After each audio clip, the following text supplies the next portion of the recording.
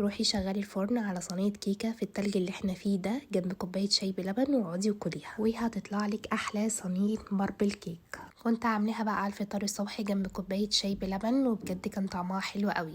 هتجيبي بقى اي بولة عندك وهتجيبي بعد كده 4 بيضات بدرجة حرارة الغرفة وتنزلي بيهم مع كيس من الفانيليا او ممكن تكون عندك فانيليا سايلة. انزلي معلقة صغيرة واضربيهم المضرب الكهربائي او ممكن تحطي كل الخليط ده في الخلاط لو انتي ما عندكيش مضرب. اضربيهم بقى ضربة بسيطة خالص يا دوبك بس تقلبي المكونات مع بعض. هتجيبي بقى كوباية ونص من السكر الحبيبات وبعد كده هتنزلي بيهم وهتبدأي تضربيهم لغاية ما السكر يدوب معاكي خالص. هتقعدي حوالي 10 دقايق مشغلة المضرب في قلب الخليط عشان ده اكتر حاجة بتاخد وقت هو السكر. وبعد كده هتنزلي بنص كوباية من الزيت النباتي وتضربي برضو دقيقتين كده وبعد كده بقى شيلي المضرب خالص. اول لما الخليط يبقى فاتح معاكي بقى هاتي المضرب السلك اللي هو عادي وهاتي اي منخل عندك فيه كوبايتين من الدقيق ورشة من الملح واي كيس بيكنج باودر. انا استعملت كيك شيف. بجد نخل الدقيق بيدي طراوة جدا للعجين وطبعا لو في اي حبيبات اي شرايب طبعا بتشال في المنخل وتركنيها على جنب. هتقلبي بقى كل المكونات مع بعض هتحسي ان الخليط تقيل معاكي عادي. اهم حاجة ان انتي تدخلي كل المكونات في بعض الاول.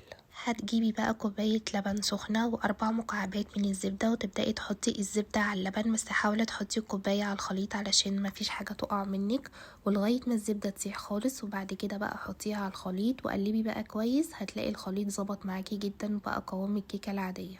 المكونات دي مظبوطة جدا وبصي الخليط معاكي طلع قوامه عامل ازاي. هاتي بقى اي بولة تانية وابدأي اقسمي الخليط على نصين علشان هنعمل نص شوكولات ونص فانيليا. هتجيبي بقى ربع كوباية من الكاكاو الخام وتبدأي تحطيها على الجزء التاني اللي هو الشوكولات وتقلبيها بقى كويس جدا. هتحسي ان الخليط تقيل معاكي كده. هاتي ربع كوباية من اللبن عادي اللي هو البارد وبعد كده قلبيها هتحسي ان الخليط خلاص ظبط معاكي. هاتي بقى اي صينية ألمونيوم وابدأي دهنيها دهن الزيت. انا بحب صينية الانجليش كيك جدا في اي كيكة. الخطوة دي بقى اختيارية حسب ما انتي حبك للكيك اكتر الفانيليا ولا الشوكولات. انا بحب الشوكولات اكتر فزودت الشوكولات. لو انتي بتحبي الفانيليا اكتر زودي الفانيليا يعني حسب خليطك. يعني انا كنت عامله 3/4 شوكولات وربع فانيليا فانت لو بتحبي الفانيليا اكتر اعكسي الخطوه دي.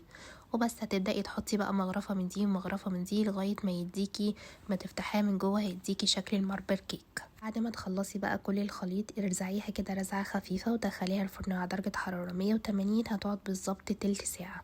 وبعد كده هتطلع معاكي احلى انجليش كيك. حط لها بقى الصوص. انا حطيت لها صوص شوكولاته من على الوش كده وخدت كل اللي وقع ده حطيته في الجناب ودخلتها التلاجة شويه وبعد كده قطعتها هتطلع معاكي احلى ماربل كيك.